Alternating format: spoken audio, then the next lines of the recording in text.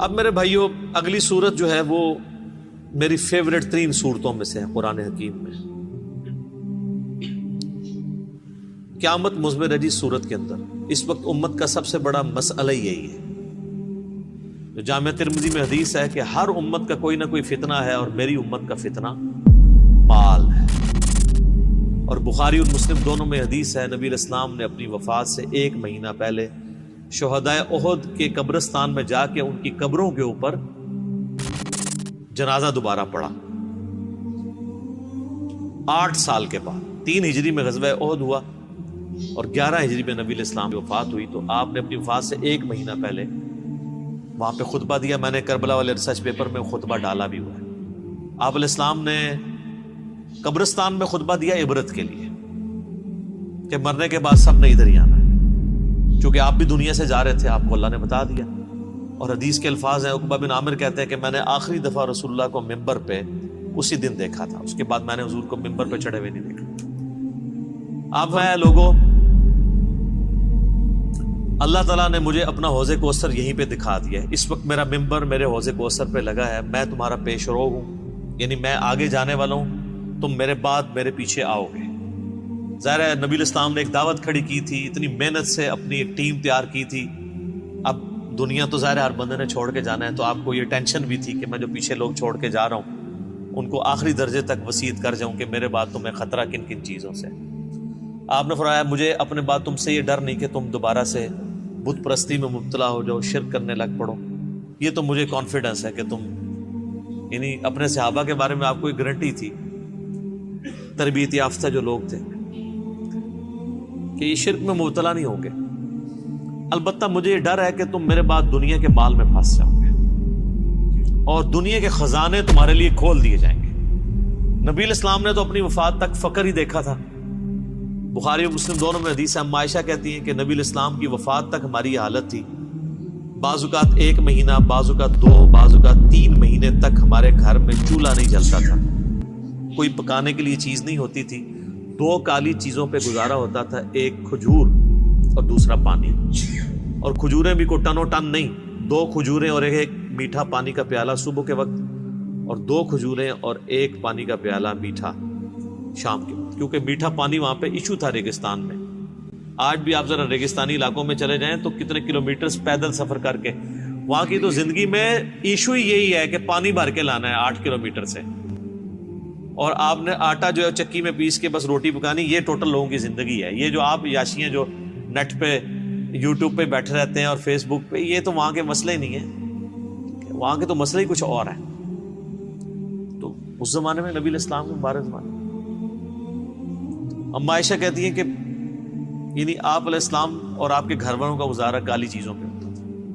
اب ظاہر نبی علیہ السلام کو ٹینشن تو تھی کہ میرے بعد جب دنیا کے خزانے کھول دیے جائیں گے. تو مسلم شریف کے آگے الفاظ ہیں اس شہدائے احد والے قبرستان میں جو خطبے میں آپ نے فرمایا کہ مجھے خطرہ ہے کہ تم دنیا کے مال میں پھنس جاؤ گے, دنیا کی محبت میں ایک دوسرے کو قتل کرو گے, حتیٰ کہ تم بھی تباہ و برباد کر دیے جاؤ گے جس طرح تم سے اگلی امتیں برباد کر دی گئی. اور وہی ہوا ہے. آپ دیکھ 30 سال ہی سکون سے گزرے ہیں, وہ بھی بمشکل.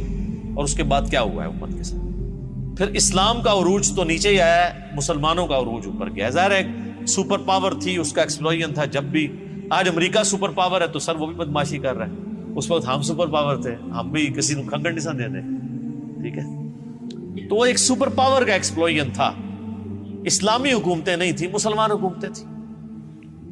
کس کی جرت ہے کہ وہ کہہ دے گے جو سلطنت مغلیہ کی حکومت اسلامی حکومت تھی؟ میرا خود تعلق مغلیہ خاندان سے ہے, میں کیسے یہ کہہ دوں؟ اللہ کو جان دینی. مسلمانوں کی حکومتیں تھیں, اسلامی حکومتیں تو کوئی نہیں تھی. نہ سلطنت عثمانیہ جو ہے وہ اسلامی حکومت تھی, مسلمانوں کی حکومت تھی. تو آپ علیہ السلام کو بتا دیا گیا کہ فتنہ مال ہے. یہ صورت اسی فتنے کو ایڈریس کرتی ہے. اور بخاری اور مسلم دونوں میں ایک حدیث موجود ہے متفقن علیہ کہ نبی علیہ السلام نے یہی صورت پوری تلاوت کی. پوری صورت پڑھنے کے بعد کہا کہ آدمی کہتا ہے میرا مال میرا مال میرا مال, یہی کہتے کہتے مر جاتا ہے. حالانکہ تیرا مال تو وہ ہے جو تو نے کھا پی لیا, یا پہن کر بوسیدہ کر لیا کپڑے، یا آخرت میں اللہ کے لیے بھیج کے اللہ کی راہ میں خرچ کر کے اپنے لیے سٹور کر لیا، یعنی جو اللہ کی راہ میں خرچ کرتے ہو یہ تمہارا مال ہے، باقی تو تیرے وارثوں کا مال ہے۔ بخاری اور مسلم دونوں میں حدیث ہے، نبی علیہ السلام نے فرمایا انسان کے 3 دوست ہیں، ایک ہی ساتھ جاتا ہے، 2 باہر ہی رہ جاتے ہیں، اس کے رشتہ دار اور مال یہ قبر سے باہر رہ جاتے ہیں، اور اس کے اعمال قبر میں ساتھ جاتے ہیں۔ بخاری اور مسلم دونوں میں حدیث موجود ہے، نبی علیہ السلام نے فرمایا کہ ابن آدم کے پاس اگر سونے کی 2 وادیاں ہو نا تو وہ کہے گا تیسری بھی آ جائے، اس کا پیٹ صرف قبر کی مٹی بھرے گا۔ یہ لالچ ایسی چیز ہے جس کے پاس مال آ جائے اس کی بھی ختم نہیں ہوتی، یہ قبر کی مٹی اس کا پیٹ بھرے گی۔ یہ ساری حدیثیں بخاری مسلم میں جتنی میں بیان کر رہا ہوں، باہر کی کتابوں سے نہیں، اور یہ تقریباً آلموسٹ 17 رکت انگیز حدیثیں میں نے مسئلہ نمبر 51 میں ریکارڈ کروائی ہیں۔ رزق حرام کی مذمت، دنیا پرستی کا انجام اور اس کا علاج۔ 11 آیات قرآن حکیم سے کراس ریفرنس کے طور پہ پیش کی، جس میں میں نے یہ صورت بھی ڈسکس کی تھی، اور 17 احادیث بخاری اور مسلم سے۔ وہ سننے والا لیکچر ہے، قبلہ صحیح کرنے والا لیکچر ہے، مسئلہ نمبر 51۔ تو نبی صلی اللہ علیہ وآلہ وسلم کو یہ بات پتا تھی کہ میرے بعد فتنہ کیا بننے والا ہے امت کے، تو آپ کا زہد پریکٹیکلی آپ نے پروف کیا۔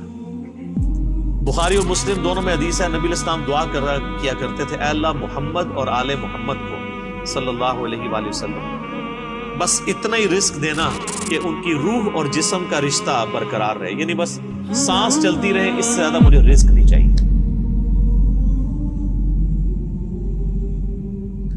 سر جن لوگوں نے یہ حدیثیں نبی علیہ السلام سے سنی ہوئی تھی انہوں نے دنیا کو 3 طلاقیں دینی تھی نا، انہوں نے ابو ذر غفاری پھر بننا ہی تھا۔ ابو ذر غفاری کے اوپر میرا کلپ دیکھیں، رات کو میں دوبارہ دیکھ رہا تھا وہ کلپ، آپ کسی اور دنیا میں چلے جائیں گے۔ یوٹیوب پہ جا کے لکھیں سیدنا Abu Zar Ghifari, tragic life story of a true Muslim, کہ انہوں نے کتنی کمٹمنٹ کے ساتھ زہد کی زندگی گزاری ہے۔ ایون صحابہ سے بھی وہ لڑتے تھے اس معاملے میں کہ نبی علیہ السلام کی یہ زندگی نہیں تھی جو تم گزار، اور وہ جو کچھ فورسی کر رہے تھے حضرت عثمان کے دور میں، پھر آپ نے دیکھ لیا کہ پھر اس کا انجام کیا نکلا۔ الہاکم التکاثر،